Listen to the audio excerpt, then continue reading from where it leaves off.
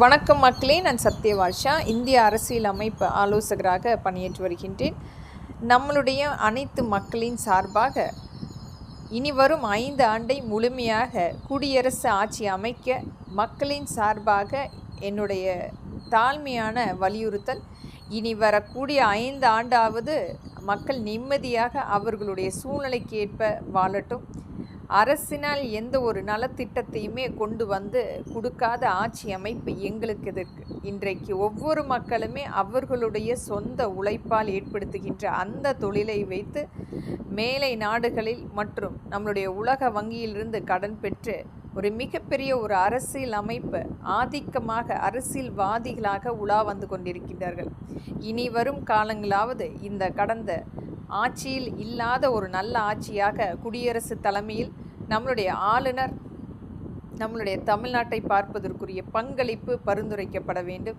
மக்கள் சுதந்திரமாக நடமாடக்கூடிய ஒரு சட்ட திருத்தம் வேண்டும். காவல் அதிகாரிகள் இல்லாமல் கூர்க்காவை வைத்தாவது அந்த தொகுதி ரீதியாக மக்களே ஒரு அமைப்பை ஏற்படுத்தக்கூடிய திறன் இருக்கிறது. ஒரு தொழிற்சாலையை நடத்தக்கூடிய அந்த மக்களுக்கு தங்களுடைய சூழல் கண்டிப்பாக நல்லபடியாக ஒரு அப்பார்ட்மெண்ட்டில் தனித்தனி பிரிவுகளாக இன்றைக்கு அந்த மக்கள் தங்களுடைய வேலைகளை பார்த்து கொண்டிருக்கின்றார்கள். அதை போல ஒவ்வொரு தொகுதியிலும் அவர்களுடைய தேவைக்கு ஏற்ப மக்களே அந்த அவர்களுக்குரிய தேவைகளை பூர்த்தி செய்து கொள்ள முடியும். இந்த அரசாங்கம் எங்களை முழுமையாக அடிமைப்படுத்தி வாழுகின்ற ஆட்சி அமைப்பு எங்களுக்கு தேவையில்லை.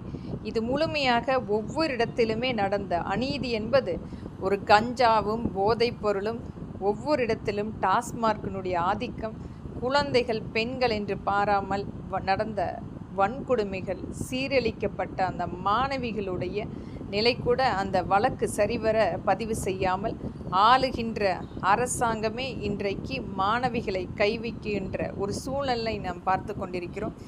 இனியும் இந்த திராவிட முன்னேற்ற கழகத்தினுடைய ஆதிக்கம் ஜெயிக்கக்கூடாது. அம்மக்களுக்குரிய உரிமை மீட்டெடுக்கப்பட வேண்டும் என்றால் ஒரு 5 வருடம் மக்கள் இயல்பாக அவர்களும் சுதந்திரமாக நடமாடக்கூடிய குடியரசு ஆட்சி வரப்பட வேண்டும்.